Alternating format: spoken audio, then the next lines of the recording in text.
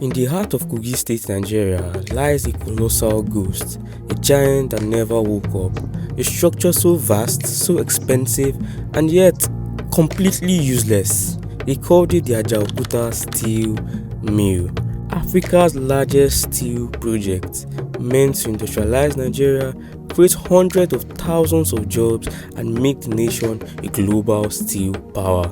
Instead, it became Nigeria's most expensive failure. How does the country spend over $8 billion on a steel plant that never produced a single bar of steel? How did a project that once held the hopes of a continent become a symbol of betrayal, corruption, and dashed dreams? To understand this, we need to go back to the Cold War, when steel wasn't just metal, it was power. This is not just a story about steel. This is a story of politics, sabotage, foreign manipulation, and a generation's stolen promises. It was the late 1970s. Nigeria, fresh off an oil boom, was swimming in cash and ambition. The military government led by General Olusegun Obasanjo at the time wanted more than just oil, they wanted steel. Steel was the backbone of modern industry: cars, rails, bridges, building, and Nigeria wanted to become Africa's industrial giant. But building a steel industry from scratch is no small feat. You need more than money, you need technology, expertise, and long-term vision. So Nigeria did what many developing countries did during the Cold War. They turned to the superpowers. But the US was hesitant. Western companies wanted high profits and political strings, but the Soviet Union, they were eager to expand influence, eager to counter Western presence in Africa, and so in 1979, Nigeria signed a massive deal with the USSR, one of the biggest bilateral industry projects in African history.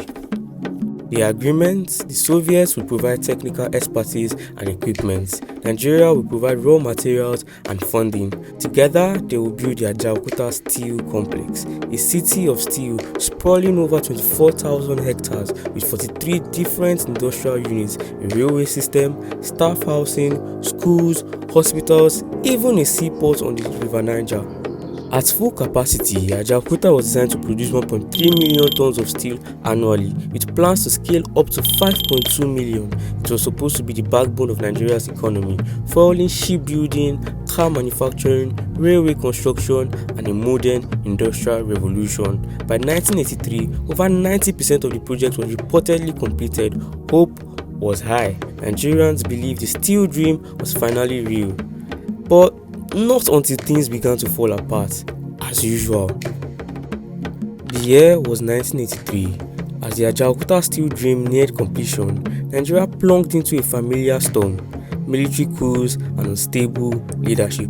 General Muhammadu Buhari overthrew the civilian government of President Shehu Shagari, and the new administration had its own priorities. Ajaokuta, which had just begun to breathe, suddenly had its funding frozen. And this began a long, agonizing spiral. Each new regime, whether military or civilian, approached Ajaokuta not as a national legacy to protect, but a political weapon or bargaining chip. Instead of engineers and metallurgists, the steel complex was flooded with politicians, committees, and bureaucrats.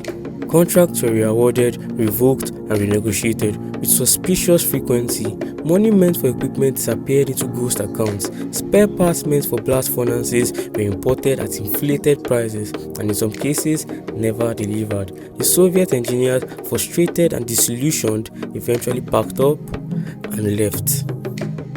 By the late 1990s, the once mighty complex was a steel graveyard. Machines untouched in decades gathered dust. Workers showed up, but nothing to do. But what truly crippled the project wasn't just neglect. It was deliberate sabotage of Nigeria's dream by forces, both internal and external, who had a lot to gain from Nigeria never producing its own steel. Why? Because Ajaokuta represented more than steel. It represented self-reliance. If Nigeria could build its own cars, rails, and industries, it wouldn't need to import as much. That meant billions in losses for global suppliers and foreign contractors. And many believe these vested interests quietly influenced policy, ensuring that Ajaokuta will always remain almost complete.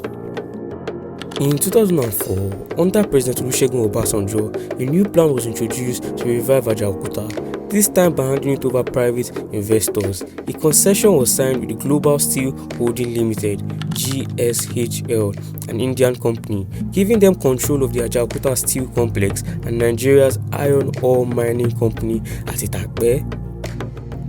At first, the move was seen as a breakthrough. Finally, someone who injects billions needed to finish and run the complex, but within a few years, the dream turned sour. GSHL was accused of asset stripping, removing valuable equipment, and exporting raw materials without any significant progress on steel production. The Nigerian government claimed that the company violated key terms of the agreement, and in 2008, under late President Umaru Musa Yar'Adua, the concession was revoked. But that wasn't the end. GSHL did not go quietly. The company dragged Nigeria into a bitter international arbitration battle, demanding billions in damages for breach of contract. Over a decade, the Ajaokuta complex was frozen in litigation hell. Nothing could move, nothing could be built, no steel could be produced.